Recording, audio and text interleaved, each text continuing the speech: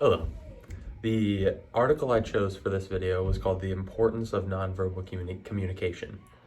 The general argument of this article was that nonverbal communication is everywhere, it's unavoidable, and it's key to effective communication, and it's key to establishing lasting relationships with people.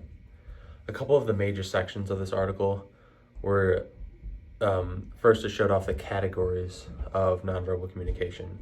The first is aesthetic, which is creative expression. Like their example is ballet. Physical, which is the most common, which is like smiles, frowns, gestures, things like that. The third one was signs, which is like sirens, flags, and lights.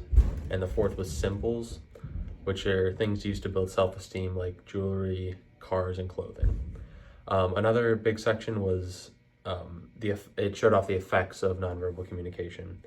So nonverbal communication can do four things.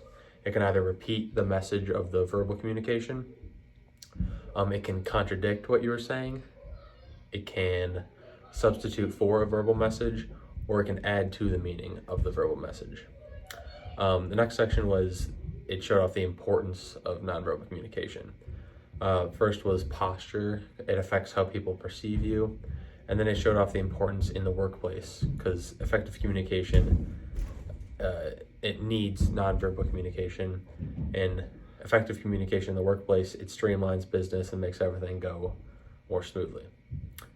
For the clarity of the article, so the research was from more of a humanistic perspective rather than a social sciences perspective. It didn't show any statistics or any studies that were performed. It was more qualitative research methods, and it was very easy to understand. They used everyday language, and it made it easy to understand the concepts. And the research supported the initial arguments, and the suggestion for future research was reasonable. I'd say the greatest strength of this article was that it was so easy to understand. They used everyday language, nothing super complicated or scientific. I think the greatest weakness was that they didn't show any studies that were performed, like to show any real life situations where nonverbal communication was being used. And I didn't have any questions the article didn't answer. And this relates to my research paper, in that I'm focusing on nonverbal communication relating to a movie. So this was helpful in detailing exactly what nonverbal communication is. Thank you.